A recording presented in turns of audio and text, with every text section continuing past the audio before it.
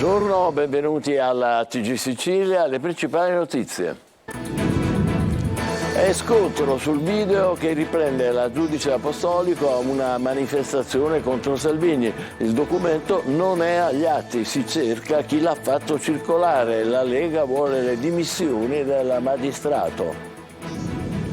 Auto di lusso, Rolex, ville, stabilimenti e quasi 100 milioni di euro in contanti, il tesoro dei Siverino a Catania, frutto delle relazioni pericolose con il clan mafioso di Adrano. A Palermo non rispondono ai magistrati i poliziotti della Mobile arrestati per corruzione e peculato. A inguaiarli le intercettazioni a carico di uno spacciatore che parla anche di altri 3 agenti che però non risultano indagati. Aumentano i reati commessi ai danni dei minori, soprattutto bambine e ragazzine, molti in ambienti familiari. Don di noto al nostro TG, l'abuso sessuale sui più piccoli è omicidio psicologico.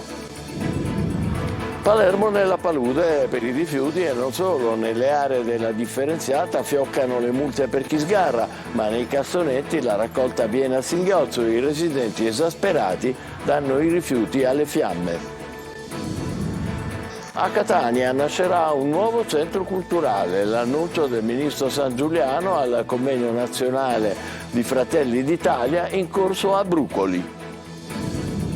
C'era una volta Vietnè al Salotto Buono di Catania, i grandi centri dello shopping in periferia ne stanno provocando il declino commerciale, ma l'isola pedonale da Piazza Sesicolo al Duomo resta il passeggio più affollato della città.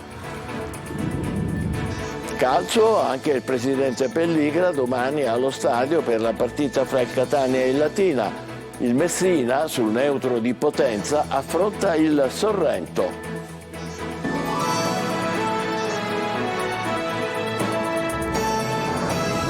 Bentrovati, è scontro sul video registrato 5 anni fa che riprende la giudice apostolico a una manifestazione contro Salvini. Il documento non è agli atti, si cerca chi l'ha tenuto e poi fatto circolare. La Lega vuole la testa del magistrato. Luca Ciliberti. Il video pubblicato sui social dal vice premier Matteo Salvini, nel quale il giudice Iolanda Apostolico compare fra i manifestanti pro-migranti il 25 agosto del 2018 nel porto di Catania, potrebbe finire presto sul tavolo del procuratore capo di Roma dopo l'esposto di Alleanza Verdi e Sinistra. L'ipotesi, formulata dagli stessi firmatari dell'esposto, è che sia stato violato il segreto d'ufficio. 90 minuti di filmati ripresi alle spalle del cordone della polizia che stava di fronte a chi protestava. La questura etnea ha negato che il video sia fra i documenti d'ufficio collegati alla manifestazione di quella sera e che all'epoca fra i partecipanti sia stata identificata la magistrata, riconosciuta nel frame dal deputato Anastasio Carravice, segretario della Lega in Sicilia, e oggi tra i primi sospettati tra coloro che potrebbero aver girato il video a Salvini. Da dove provengono quelle immagini, quindi? È stata compiuta un'attività di dossieraggio nei confronti della giudice o di altri partecipanti? A testimonianza di quanto sia salita la tensione dello scontro, anche dal punto di vista politico, lo testimonia l'intervento di Giorgia Meloni, che da Granada, parlando della giudice, dice che è legittimo chiedersi se qualcuno che partecipa a manifestazioni su quel tema lo faccia con pregiudizio o meno. Il ministro della giustizia, Carlo Nordio, si dice stupito da chi parla di dossieraggio. Sul caso è intervenuto anche il presidente del Senato, Ignazio La Russa. Io personalmente non ho peso la lingua a dire che giudico inopportuna la presenza a quella manifestazione di quella magistrata, ma questo non deve poter voler dire c'è il governo contro la magistratura. La Lega invoca le dimissioni della magistrata per rispetto nei confronti di tutti gli italiani e delle istituzioni, ma Apostolico sembra intenzionata a rimanere al suo posto, non chiederà mai di essere trasferita, riferisce la collega d'ufficio Marisa Cagnino, né al Tribunale di Catania si prende in considerazione l'ipotesi di destinarla ad altro incarico. Agenti della Mobile di Siracusa hanno fermato 2 egiziani per favoreggiamento dell'immigrazione clandestina. Sono accusati di essere gli scafisti di uno sbarco di 22 rifugiati salpati dalla Libia avvenuto giovedì scorso ad Augusta. Auto di lusso, Rolex, ville, stabilimenti e quasi 100 milioni di euro in contanti. Il tesoro dei Siverino è stato scoperto e sequestrato dalla Guardia di Finanza di Catania. Era frutto di una scalata imprenditoriale resa possibile dalle relazioni pericolose con il clan di Adrano. Eva Spampinato. Una montagna di soldi in contanti, li vedete, sono quasi 2 milioni di euro e fanno parte del tesoro molto più grande, 98 milioni di euro, fatto di auto di lusso, Rolex, gioielli, case, ville, conti, stabilimenti, tutto sequestrato dalla Guardia di Finanza di Catania. Era il patrimonio sporco dei Siverino, Antonio e Francesco, padre e figlio, ritenuti socialmente pericolosi per i loro rapporti con la mafia. Antonio Siverino era chiamato miliardario e la Procura Antimafia di Catania lo ritiene imprenditore di riferimento di Giuseppe Scarvaglieri, boss del clan Scalisi, storico raggruppamento mafioso di Adrano. I Siverino, arrestati nel 2021, pare fossero il braccio imprenditoriale della mafia dranita, ancora vecchio stampo, incline alla violenza e legata ai classici business della droga e delle estorsioni. Gli affari sporchi dei Siverino erano iniziati con il settore degli autotrasporti e poi proseguiti con quello dei prodotti petroliferi. Si erano trasferiti al nord, a Verona, per cambiare aria, aggredire nuovi mercati e diventare trasparenti, come li ha definiti un pentito, e cioè non più presenti sul territorio. I Siverino sarebbero stati promotori e organizzatori di un sistema che commercializzava notevoli quantità di prodotti petroliferi provenienti da Austria, Germania, Repubblica Ceca, Romania, Slovenia. Le basi operative erano a Verona e Catania, dove il petrolio raffinato transitava verso alcuni centri di stoccaggio. Attraverso l'evasione dell'IVA, padre e figlio riuscivano ad abbassare i prezzi dei carburanti, conquistando fette notevoli di mercato. Con quei soldi avevano accumulato un patrimonio da quasi 100 milioni di euro, 250.000 euro in preziosi tra Rolex e gioielli. Non rispondono ai magistrati i poliziotti della squadra mobile di Palermo arrestati con l'accusa di corruzione, peculato e falso. A inguaiarli le intercettazioni a carico di uno spacciatore che parla anche di altri 3 agenti che non risultano però indagati. Maglio Viola. Il pusher intercettato incastra i poliziotti. È successo a Palermo, dove uno spacciatore di medio livello avrebbe ottenuto margini di manovra più ampi grazie ai regali fatti a 2 poliziotti della squadra mobile. Corruzione, peculato e falso materiale ideologico sono le accuse con le quali sono stati adesso arrestati dagli stessi colleghi poliziotti, al culmine di una indagine coordinata personalmente dal procuratore Maurizio De Lucia. Nel corso dell'inchiesta è emerso che un sovrintendente capo avrebbe ricevuto denaro dallo spacciatore in cambio di informazioni su attività investigative in corso. I 2 poliziotti, inoltre, in 2 diverse occasioni, a seguito di alcuni sequestri di droga, avrebbero sottratto parte della merce e l'avrebbero fatta avere al pusher perché la rivendesse. Gli indagati sono anche accusati di aver falsificato i verbali di distruzione dello stupefacente. Avrebbero finto in questo modo lo smaltimento della droga sequestrata per poi farla rivendere. Fabrizio Spedale e Salvo Graziano, questi i loro nomi, si sono avvalsi poi della facoltà di non rispondere nell'interrogatorio di garanzia reso davanti al GIP. Ha invece risposto il terzo indagato, il pusher Ignazio Carollo, che ha sostanzialmente ammesso di aver ricevuto notizie riservate su indagini in corso da Spedale e di aver diviso con lui i guadagni della droga destinata alla distruzione dopo il sequestro e invece sottratta dal vice sovrintendente e rivenduta. A carico dei 3 c'era una serie di intercettazioni nelle quali il pusher dice chiaramente: se parlo io inguaio tutta la sua squadra, una squadra composta da 5 persone, anche se gli indagati fino ad ora sono soltanto i 2 poliziotti arrestati.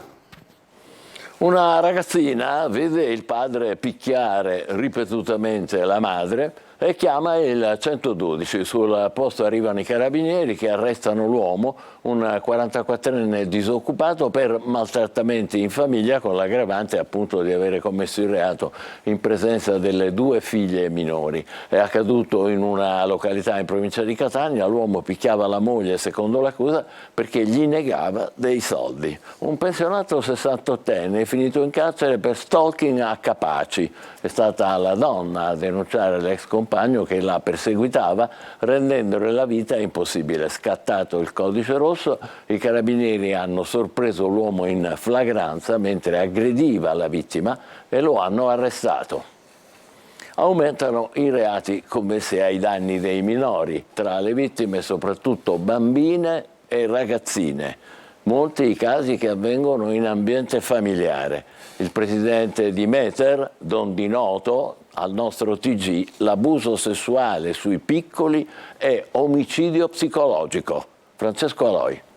I minori sempre più vittime di reati è quanto emerge dal dossier in difesa 2023 di Terre des Hommes sui dati della Polizia di Stato. Dal 2021 al 2022 più 9% di casi soltanto in Sicilia. Da 564 sono passati a 616. Gli autori dell'abuso dovrebbero un può vergognarsi da questo punto di vista. Un'educazione alla vergogna potrebbe essere qualcosa di importante, il rossore della vergogna potrebbe essere l'occasione buona anche per loro di fare un percorso di riparazione. Diverse le tipologie di reato che colpiscono soprattutto il sesso femminile, dal più estremo, l'omicidio volontario, alla pornografia, passando per le violenze sessuali. 45 casi nel 2021, 56 nel 2022, il 24% in più. Su anche quelli di violenza sessuale aggravata, più 39%, e gli atti sessuali con un minore, più 9%. L'abuso sessuale sui minori è veramente un omicidio psicologico, distrugge la vita dei minori, li rende quasi inabili ad una relazione poi sociale. Trend in crescita anche a livello nazionale, quasi 6.900 casi soltanto nel 2022, il 10% in più rispetto all'anno precedente. Ognuno è una storia a sé, ma certamente tutti sono segni che resteranno nella memoria dei giovanissimi che li subiscono. Difficile riuscire a cancellare orrori del genere, abusi che nella maggior parte dei casi si consumano in ambiente familiare. Fondamentale la prevenzione, parlandone nelle scuole, ed importantissimo anche denunciare. Sono le due armi per ridurre sempre più questi orribili fenomeni. Palermo nella palude, non solo per il rimpasto in giunta che non arriva, ma anche per i servizi. L'emergenza principale, pure stavolta, i rifiuti. Nelle aree della differenziata fioccano le multe per chi sgarra, ma dove tutto finisce nei cassonetti la raccolta viene a singhiozzo e i residenti esasperati danno la spazzatura alle fiamme. Manlio Viola. Rifiuti che bruciano da un lato, pioggia di multe dall'altro. È una situazione difficile quella di Palermo. Si tratta di uno dei grandi temi rimasti incompiuti rispetto al programma di 5 emergenze identificato dal sindaco in campagna elettorale. Risolta l'emergenza cimitero e tamponata quella economica, restano in piedi rifiuti, sicurezza e strade dissestate. Così allo Zen di Palermo tornano gli incendi appiccati ai rifiuti dopo qualche giorno di tregua. Nella notte scorsa alcuni roghi hanno interessato il quartiere, fiamme e fumo a cataste di spazzatura abbandonate per strada o all'interno di cassanetti ormai traboccanti. Se da una parte incidono gli abbandoni indiscriminati, dall'altra c'è sempre qualche problema anche nella catena della raccolta dei rifiuti, un servizio perennemente sul filo dell'emergenza per le più svariate motivazioni. E intanto si registra una pioggia di multe nell'ambito dell'operazione congiunta condotta dalla Polizia Municipale e da quella provinciale. 8 le squadre impegnate sul territorio. I controlli sono stati condotti in 2 aree della città, una in centro storico, ovvero quella compresa fra via Napoli e piazza Venezia, l'altra in periferia all'interno del quadrante fra via Laudicina e via Galletti. Sono 24 in totale le sanzioni amministrative comminate per una cifra complessiva intorno ai 2.500 euro. 12 verbali da 160 euro ciascuno sono stati comminati per conferimenti fuori orario, mentre altrettante sanzioni da 50 euro ciascuna hanno visto protagoniste violazioni delle regole sulla raccolta differenziata. Infine multe per la migrazione di rifiuti, ovvero per il conferimento di rifiuti fuori dalla zona assegnata di residenza. I big di Fratelli d'Italia aprono a Brucoli il convegno nazionale del partito dedicato alle eccellenze del turismo. Il ministro della Cultura San Giuliano annuncia un nuovo polo museale a Catania. L'inviato Luca Ciliberti. Con il messaggio della Premier Giorgia Meloni si è aperto l'evento L'Italia alle radici della bellezza, organizzato da Fratelli d'Italia a Brucoli, in un borgo marinaro del Siracusano, in un ex villaggio turistico trasformato oggi in resort stellato. Fino a domenica si alterneranno esponenti del partito, ministri, parlamentari, rappresentanti del mondo della cultura e delle imprese. Una festa che certifica i numeri esponenziali di adesione del partito, che nell'isola ha raggiunto un tesseramento moltiplicato del 400%. Non avreste potuto scegliere luogo migliore alla Sicilia per celebrare questa manifestazione e parlare di tutto ciò che rende l'Italia da sempre ammirata e apprezzata nel mondo, ha scritto la Premier Giorgia Meloni nella lettera di saluto. La Sicilia è un eccesso di bellezza, ogni scorcio dell'isola custodisce tesori da scoprire, vivere e far conoscere nel mondo. La Premier infatti nelle stesse ore è impegnata a Granada per il vertice informale del Consiglio europeo. Nella giornata di apertura della Kermesse sono arrivati il Presidente del Senato Ignazio La Russa e il Ministro per la Cultura Gennaro San Giuliano, che ha annunciato in anteprima l'accordo per l'apertura di un nuovo polo museale a Catania. Prima di venire qua sono stato all'Archivio di Stato Stato di Catania, dove avremo un grande intervento del PNRR per modernizzare questa struttura, restaurarla, ridargli il suo splendore e modernizzarla, ma noi vogliamo fare qualcosa in più, non vogliamo fare solo l'archivio classico come deposito di documenti, sia pure importanti, ma vogliamo musealizzare quella struttura, farne un polo culturale dove tenere concerti, dove esporre, fare mostre e aprirlo ai giovani. Nelle prossime ore sbarcheranno in Sicilia anche i ministri Lollobrigida, Bodi, Santanchè, Urso e Musumeci. C'era una volta via Etnea, in una Catania che forse non esiste più, restano i ricordi a rinverdire i fasti di un tempo. La metamorfosi, il fascino e il declino del Salotto Buono di Catania nelle immagini a Marcord di Torino De Mana.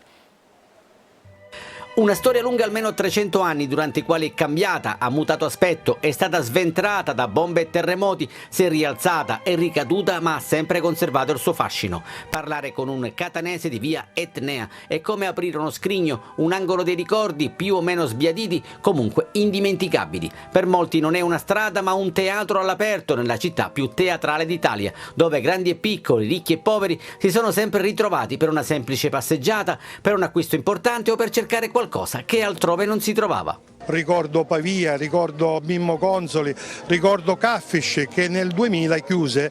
Ovviamente ci fu il boom anche degli anni 80 del jeans, che fu l'apice di quel momenti che i ragazzi portarono come moda. Una Catania che forse non esiste più, ma che resta nel cuore, nella mente, attraverso i ricordi che vengono tramandati di generazione in generazione. Passeggiavo qua con mia mamma, mio papà, si passeggiava per dire, si comprava un gelato, si mangiava, c'erano gente che vendevano i semi, quelli bristoliti. Poi arrivavamo a casa, ma si passeggiava tranquilli. Oggi lei tranquillo non può passeggiare. C'era l'autobus che chiamava che dove stiamo dicendo che file, arrivava e veniva a lavorare. Ma era un mondo, causa perché c'erano una volta in questa piazza tutte baracche che venivano la pasta, il pane, tutte queste cose qua. All'angolo c'erano i muti che venivano i caramelle. E c'è chi ha trovato anche l'amore. Trovai una ragazza che mi toglieva l'inglese, guarda, signora mia sposa dice, guarda, per lei ho provato una simpatia particolare, se desideri fidanzarmi con lei, ho 14 anni, 15 anni, io non dice, io non vengo per farmi fidanzata, io qua vengo per passeggiare, e invece poi col tempo ho saputo dove abitare e dove andavo mia moglie. Un tempo Milano del Sud, Catania, vive un lento ed inesorabile declino con l'avvento dei centri commerciali che hanno svuotato via Etnea, il cui appeal resta intatto soltanto da Piazza Duomo fino all'incrocio con Viale Regina Margherita. Da lì in poi e fino al borgo, ma anche più su, è un susseguirsi di saracinesche abbassate, attività scomparse e palazzi che cadono a pezzi, ma che nascondono l'anima di una Catania fiera, operosa, fantasiosa e più che mai nostalgica. Siamo vicini alla nostra collega Giusy Lazzara, che ieri ha purtroppo perduto la mamma, la signora Vincenza Di Grazia. Abbracciamo Giusy e tutta la sua famiglia. I funerali domani alle 16 nella chiesa di San Pietro e Paolo a Catania. Adesso facciamo una breve pausa, tra poco le parole di Tabiani per il calcio, prima della partita del Catania con il Latina. State con noi.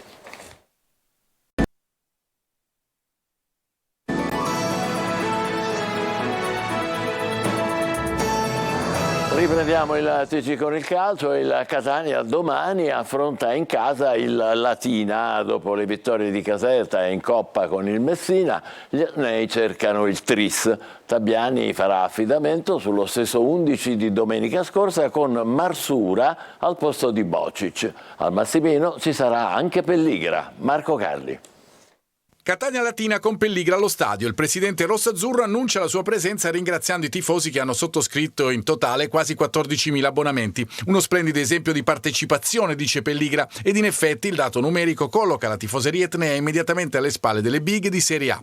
Un Massimino come sempre gremito farà dunque da cornice ad un match importante per il Catania che vuole dare seguito a quanto fatto vedere a Caserta e in Coppa con il Messina. Intanto gli etnei devono fare i conti con le bizze del calendario della Lega Pro che, data l'indisponibilità attuale dello stadio Fanuzzi di Brindisi dispone il rinvio di 2 giorni del match fra i pugliesi e la Juve Stabia e il contemporaneo slittamento della gara fra Stabiesi e Catania, originariamente prevista per il 14 ottobre e che si giocherà invece domenica 15 alle 14. Il tutto farebbe spostare il recupero fra Brindisi e Catania al 1 novembre, con un calendario intasatissimo per i rossazzurri, attesi poi a Potenza e a Cerignola e dunque con 3 trasferte di fila in campionato in 12 giorni e una partita in casa ma in Coppa contro il Picerno l'8 novembre. Questo è il futuro, ma intanto c'è il presente che si chiama Latina. Tabiani ancora le prese con le assenze. I primi a tornare dovrebbero essere Rizzo, Dubizcas e De Luca, ma dalla settimana prossima ci sarà invece Zanellato, formazione iniziale probabilmente uguale a quella di Caserta con Marsura dal primo minuto al posto dello squalificato Bocic. Dobbiamo avere la forza di considerare che ogni partita dobbiamo dimenticarci quella precedente, sia che quella precedente possa essere andata in maniera positiva, sia che possa essere andata in maniera negativa, e cercare di ragionare sul percorso che stiamo facendo, sulla crescita che dobbiamo fare, cercando sempre di migliorare qualche cosa che magari si sbaglia nelle gare precedenti e mantenere quello che di buono si fa. Catania Latina, fischio d'inizio domenica alle 16:15, come sempre sarà seguita da Telecolor con diretta stadio, 3 ore live, un ricco prepartita di mezz'ora, il commento con collegamenti dal Massimino durante il match e poi il post gara con le interviste ai protagonisti. Il Messina, dopo l'eliminazione a Catania della Coppa Italia di Serie C, gioca domani a Potenza contro il Sorrento. Prima convocazione per il centrocampista Franco. Sergio Colosi. Per il Messina arrivano le dirette concorrenti per la salvezza, Sorrento, Casertana e Giuliano nello spazio di 8 giorni. Un trio di squadre campane per valutare la forza dei giallorossi e i margini di crescita. Si comincia domani alle 14 al Viviani di Potenza contro il Sorrento. Mercoledì prossimo il recupero casalingo della seconda giornata contro la Casertana e domenica 15 ancora al Franco Scoglio, appuntamento con il Giuliano. Con lo Stadio Italia in ristrutturazione il Messina può approfittare del campo neutro, anche se l'ultimo posto della matricola Sorrento, con appena 2 punti in 6 incontri, non è in linea con le prestazioni dei rossoneri, spesso sfortunati e imprecisi. La novità è la prima convocazione del centrocampista Domenico Franco, che ha scontato le 4 giornate di squalifica della scorsa stagione ed è pronto al suo esordio in campionato dopo quello di Coppa Italia a Catania. È una squadra comunque sbarazzina che forse non merita la classifica che ha, tanti giovani, un allenatore che comunque è molto propositivo. Sarà una partita sicuramente difficile come le altre. In questo campionato purtroppo ogni domenica ci sono sempre partite difficili. Franco potrebbe giocare dall'inizio o a partita in corso, come sembra più probabile. Ferrara e Ortisi hanno vinto i rispettivi ballottaggi con Pacciardi e Tropea, confermato il tridente d'attacco e Mausso, Plescia e il capitano Ragusa. Siamo arrivati alla conclusione, TG Sicilia torna alle 20, grazie per averci seguito, buon pomeriggio.